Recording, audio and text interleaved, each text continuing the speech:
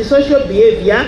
Thutha wa mũgomo wa arutani a university ũrĩa ũrathararĩtie mathomo university-inĩ cia mũingĩ gũkũ bũrũri-inĩ, Mĩnĩsta wa gĩthomo Mĩgos Ogamba nĩamatũgĩrĩtie nĩ gũcokereria wĩra na kuga atĩ thirikari nĩ ĩhotorete gũtigĩrĩra rũhonge rũrũ rwa gĩthomo nĩ rwehanda wega na atĩ ndĩkũhingĩra ritho makaya ma rũhonge rũrũ. We'll work with all stakeholders to faithfully honor the return to work formula and ensure that our universities operate in a conducive environment.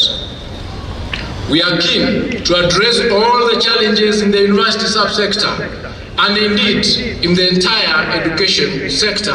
O hĩndĩ ĩyo agĩikia ritho mĩaka ĩtatũ yũkĩte, nĩorĩtie university gũkũ bũrũri-inĩ kũhanda mĩthingi mĩrũmu ya kũrũmbũiya arutwo a CBE na arĩa matanyĩtwo gũkaingĩra university mwaka wa 2029.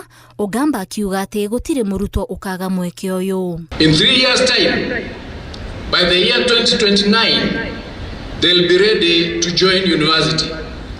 I take this opportunity therefore to call upon universities to adequately prepare for that intake. Ihinda-inĩ o rĩu Ogamba nĩaugĩte atĩ marĩhi ma gĩthomo kũrĩ arutwo a thukuru cia mũthingi na arĩa a thukuru cia secondary maticenjetie kũringana na ngathĩti ya thirikari. The fee structure remains as stipulated in the Kenya Gazette of 2015.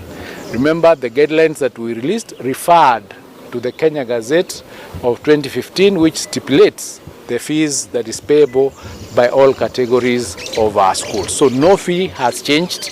The structure of the fees has not changed. The amount of capitation has also not changed.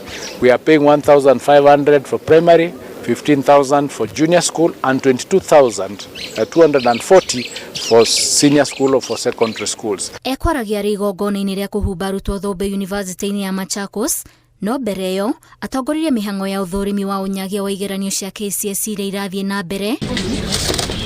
Ogamba hĩndĩ ya mĩhang'o ĩno akiuga atĩ ciĩko cia ũici wa igeranio no irandĩkithio na gũkinyĩria rĩu nĩ andũ matanyihĩire 22 maikĩtio ngono. 19 isolated cases of suspected malpractice have been formally recorded across Nyanza, Rift Valley and Eastern regions that have been reported to me as at the 6th of November 2025.